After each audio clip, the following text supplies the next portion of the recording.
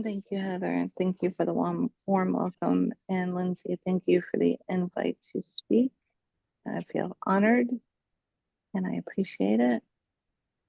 I just wanted to, I have my little red rock. I don't know if you can see it. I've spent a lot of time in the hospital lately getting infusions, and it was hidden right inside my door. And it says, "Hey, little fighter, soon things will be brighter, and you are never alone." So when I'm nervous, I hold it, rub it, kind of a good luck thing. So, hi, my name is Renee, and I reside in Florida, but I am originally from Boston, Massachusetts. I have been in ACA for 3 years and 3 months to date.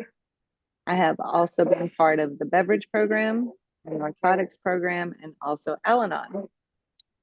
Thanks again for inviting me to share my journey, strength, hope, and experience. It's an honor to be part of this meeting and traveling my journey with all of you. Remembering I don't do this alone. All I need to do is look around and someone is there walking with me in my higher. And give me 1 second. I'm going to give my dog a treat so they stop.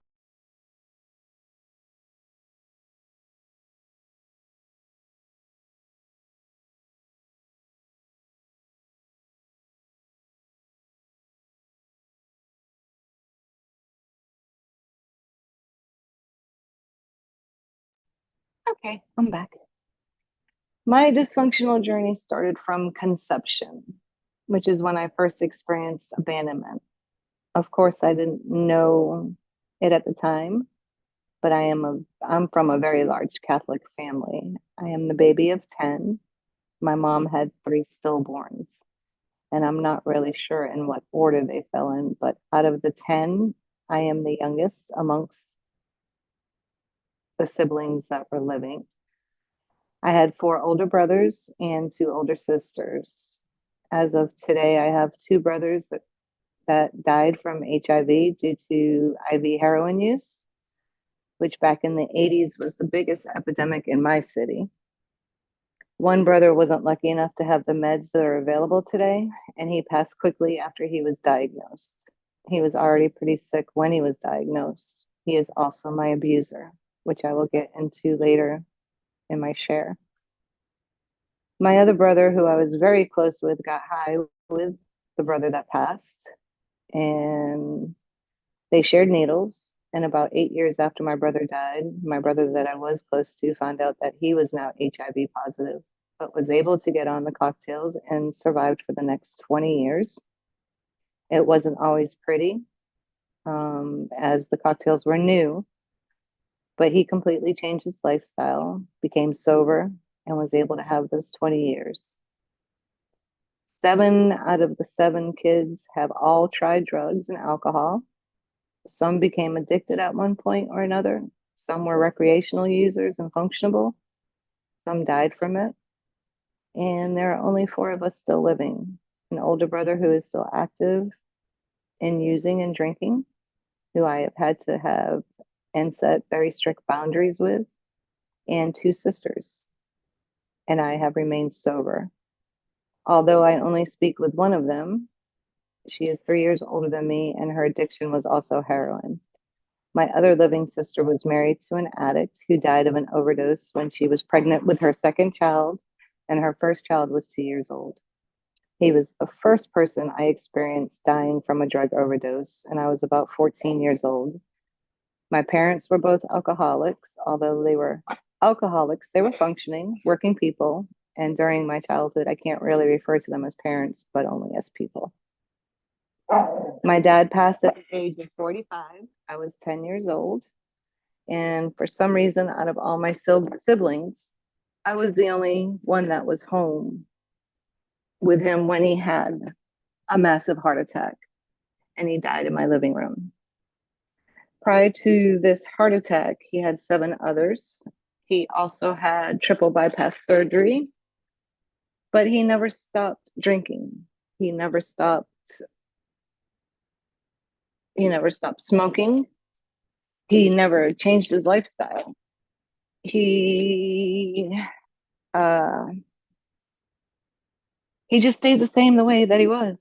Um, when the heart attack that took his life happened, I was able, now keep in mind, I was only 10 years old and we didn't have rotary phone. We didn't have dial phones for 911 or quick access. We had to dial zero. So I remember dialing zero, and I remember running across the street to get my neighbor, who was a nurse, to come over. And she started doing CPR on him until the paramedics arrived. And that took a long time because it was December 28th, 1976. It was snowing pretty hard. So it took a long time to get help to my home. And pretty much I just sat there watching my dad die, which was my second abandonment. To go back to my first abandonment, which started in the womb, my mom had to get permission to go on birth control from her priest. He said no until after she birthed number nine. And then after number nine, she started taking birth control, but obviously it didn't work because here I am. She disassociated with me from the womb. Obviously, she didn't want another child because she went on birth control. And looking back, my sister, who is number nine, has pictures from birth throughout childhood, birthday parties, smiley pictures, fun pictures, all that stuff. And just 3 years later, I had none of that. I don't have a single picture of me as an infant, as a toddler, as a young child. My very first picture was a school picture, and I think it was second or third grade before I even saw myself. I didn't have any birthday parties. Um, I never heard, one of the first things that I heard my mom say was when I was able to understand words was, I never wanted you. And from what I was told, I spent more time at my grandparents' home than at my own home until I started first or second grade. By that time, my dad was on disability due to his heart. This was prior to him passing away, and he was my caretaker. And he tried and he did okay. But I never heard the words "I love you" from either parents. I was never kissed goodnight. I never had a birthday party or anything. I was pretty much abandoned, left alone in what was supposed to be my home, my safe place. So after my dad passed away, my mom, who was already a daily drinker, became the alcoholic slash partier. I guess being pregnant for the first 20 years of her marriage, she felt it was her time to shine. She started drinking all day, all night, and partying with my older brothers. You know, remember there's a huge age difference between me and my older brothers. Um, the drugs and alcohol were always present in my home. And at this time is when the heroin was being used. At the age of about 10 through 13, my brothers had turned my house basically into a heroin den. I witnessed older guys shooting dope, cutting dope, mixing dope, overdosing on dope. Also thinking while they were high, they could touch and fondle me. And I'm sorry if this is a trigger, including one of my own brothers. I knew it wasn't right. So it was my time to go into survival mode, which at the time I didn't know what the fuck that was, what I was doing, but that's what it is. I was in survival mode without knowing. And I was also disassociating. My role in the family up until that started was caretaker, which was kind of fucked up for the youngest one. Before going to school, I had the role of what I call little mom while other kids were playing. I was taking care of my mom, putting her to bed some nights, getting her up for work, dumping out liquor bottles, leaving just enough for color, and adding water, cleaning out ashtrays, picking up dirty needles that my brothers and friends forgot, cooking, cleaning. And again, this was about ages 9 through 12, 13. And then I started. Um, I started smoking cigarettes.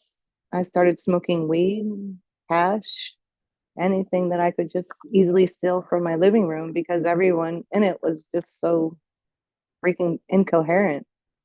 And I did this at about age 11, 12, and 13. In middle school, I added alcohol.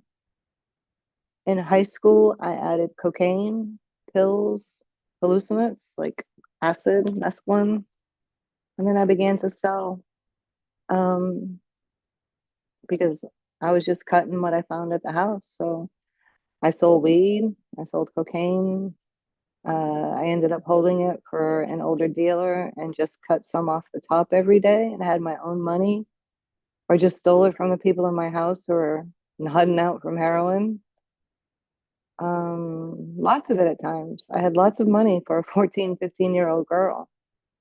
I also had power, and I also thought that I am finally liked by everyone. I mean, I would show up at school and people were lined up waiting for me to arrive. These people liked me then, but do you think they actually liked me when the drugs were gone? No, fuck no. I was abandoned again. I could be the life of the party, the funny one, as long as I had the connection to get any drugs and drinks that kids my age wanted. That was completely my false self. My false self, pretending to be so many people at one time, and none of them was me.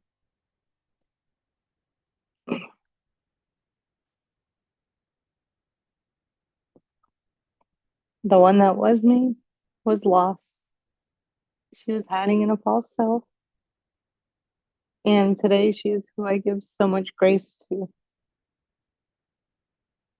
She is my inner teenager. She loves to be in charge. She's a smartass. She's reckless. She's tough, but she has a huge heart underneath that exterior. She went through a lot of pain. Now she deserves to be told she is loved and cared for. That those things were not her fault. She was just a kid surviving the only way she knew how. When I was using so young, I was escaping the pain I felt in my heart and in my body. I escaped the rage from being physically, emotionally, and mentally abused. That's the cycle I grew up in until at the age of nearly 16, I fled my home of origin and went to Florida to live with a sister who was there getting sober. Did she get completely sober? No. She put down the IV drug use completely, but continued to smoke weed and drink right up to this day. But that's her business, not mine. I can't change her, but I do love her. She saved me from sabotaging my own teen life. She doesn't understand why I can't let go of the past, even when I tell her she was part of my past, because she wasn't around. She was already gone from the house at age 16 doing her thing. I was watching her get high, etc. But when someone is in denial, they don't want to hear the truth. So that's a hard boundary for me. I have to keep the boundary to keep our relationship okay and to respect her boundary not to talk about it. So we don't speak of the past. That's why I have ACA. I can share here and I can let go here and I get to keep my sister as a friend. So I ended up graduating high school in Florida. I did keep good grades because I was smart, but I was also a little charmer. I was also very street smart. I already knew how to use what I had to my advantage. Let me just say, developing early helped me get good grades and lots of extras through high school because of always being in survival mode. It's what I knew to get by. I was awarded athletic scholarships, and my critical parent was already in my head saying, I'm going to fuck that up. And sure enough, uh, after a few weeks, well, after a few weeks after the season started in college, I got pregnant. And let's just say that the coach that I played for wasn't very happy. So my scholarship was taken away and I did the marriage thing.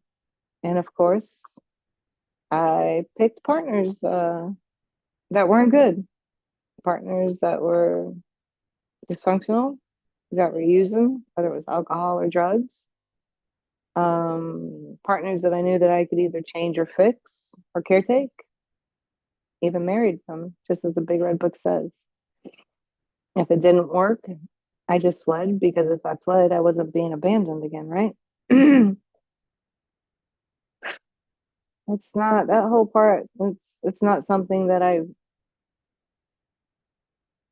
even want to fucking brag about or tell my own children about. But anyway, I met my first husband at 19 when I got pregnant, and I was married by the age of 20. At 21, I had my first son, and I thought this was going to be a safe place for me because my first husband didn't drink. He didn't do drugs. He was 8 years older than me. He was established. He had his own business. And I thought that, again, it was going to be a safe haven. But just after and I put down everything while I was pregnant. I didn't drink and I didn't do drugs. I didn't smoke cigarettes when I was pregnant. But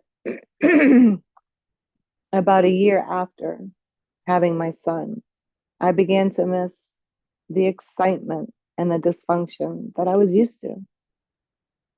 Um, so I started this behavior in this marriage,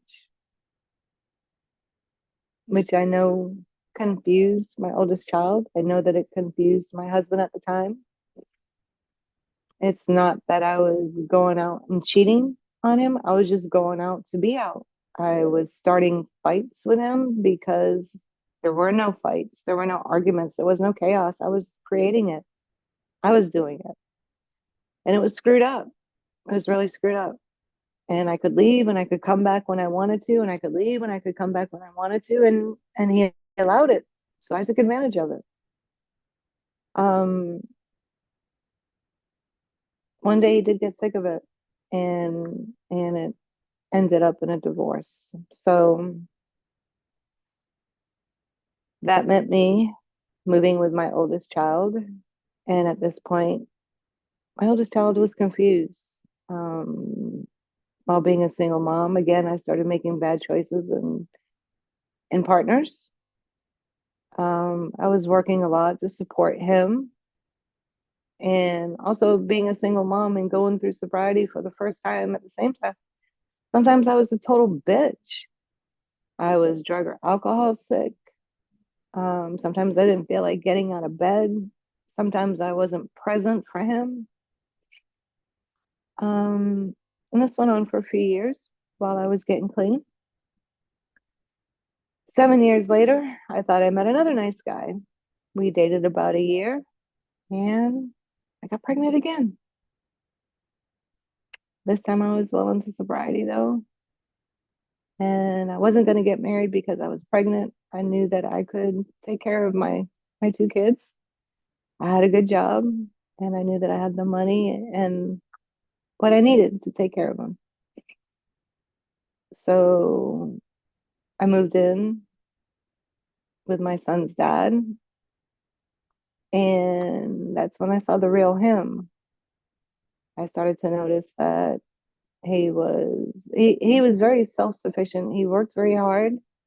He made good money. Monday through Friday, it was all about work. But I noticed in the morning before work, he was drinking. I noticed when he got home from work, he was drinking. And maybe that was a six pack, maybe that was a 12 pack. But on the weekends, I noticed it got more towards the case. I noticed that it was getting more into hard liquor. So the ultimatum came. I asked him to put the alcohol down, or me and his son were going to leave.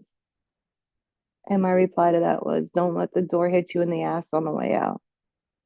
I said, fine, we'll be fucking gone by the time you get home. And that was that. So again, that's when I started hitting meetings hard and doing the recovery again. I had to learn to be a person again. I had to learn to be a mom. I had to learn how to like myself before I could even love myself. And it became overwhelming at times. Um, one of the first things in one of the 12 steps programs is making amends. And my first amends was to my first husband. He did nothing wrong. He was just boring to me because I needed that excitement, that chaos, the drama, the dysfunction, all that good shit, right? After doing all I did to someone who treated me good and kept me safe, didn't do drugs or drink. Yeah, I fucking threw all that away. So I owned my mistake. Unfortunately, he's one of my best friends today. He understood, he accepted my amends, he accepted my apology.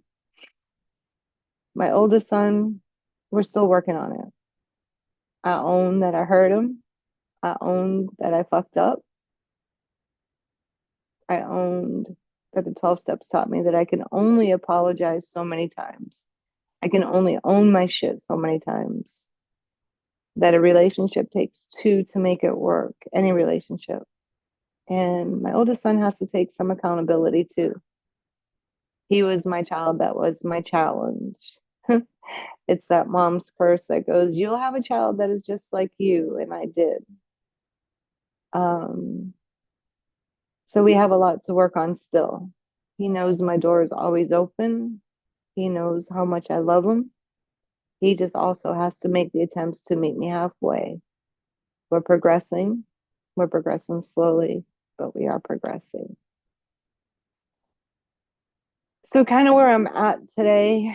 Thank you, higher power, that someone in the beverage program told me that my shares were getting a little deep and that I may find more people like me in a program called the ACA. And I thought to myself, more people like me, really? Am I that fucking different? I have deep, deep, deep childhood trauma that my other 12 step programs don't even begin to touch on. And that's what brought me to ACA. And I know that I will be in recovery for the rest of my life. I am always learning new perspectives, and I like that. My two sons are grown. I'm proud of both of them. I'm not so sure that the oldest one is as proud of me as the younger one, but I did do the best that I could without anyone being a role model in my life. I didn't have a parental role model. My oldest son saw me at my worst. He seen me through sobriety. He witnessed some pretty dysfunctional behavior from his own mom.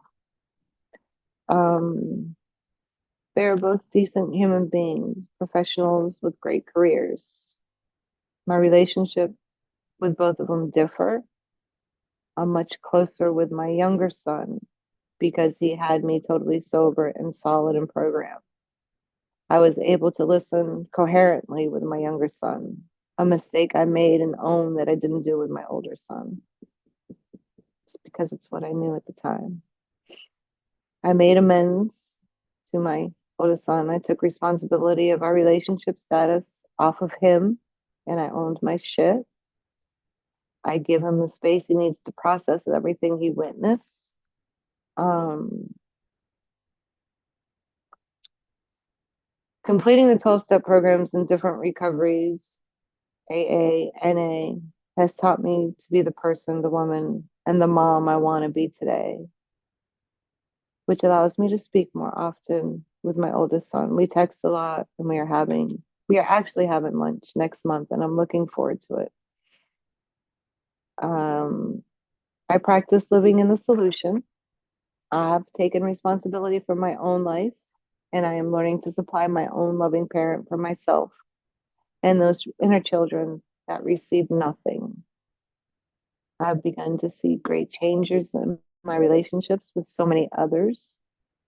I have learned to become a loving parent to my own children, making it about them, not me, and just being able to listen without commenting. My own kids don't always need my opinion. I realize that sometimes they just need me to listen. I try not to live in this I try not to live in isolation, which can be very easy for me to do so. Then I don't have to do any 12 step work if I live in isolation, right? Wrong. because isolation is an unhealthy behavior for me. Healing will halt if I stay isolated. Feelings and emotions are easier for me to process and feel. When there was a time I was cold, I was as cold as could be. I didn't want to feel anything. I didn't want to cry. I didn't want to be hugged. I didn't want to hug because in survival mode, no one could hurt me. No one could abandon me. Excuse me for just a moment.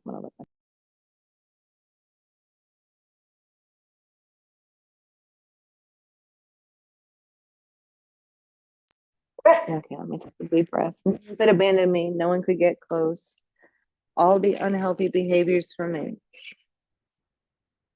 I'm going to pretty much end here knowing that I am finally finding that very hurt, sexually, mentally, physically abused, neglected child inside of me by becoming the adult, loving parent, no longer imprisoned by childhood reactions, but by actions. I am recovering that inner child inside me, loving her and loving myself with everything I have. So, thank you again for the opportunity to share my journey in healing with all of you.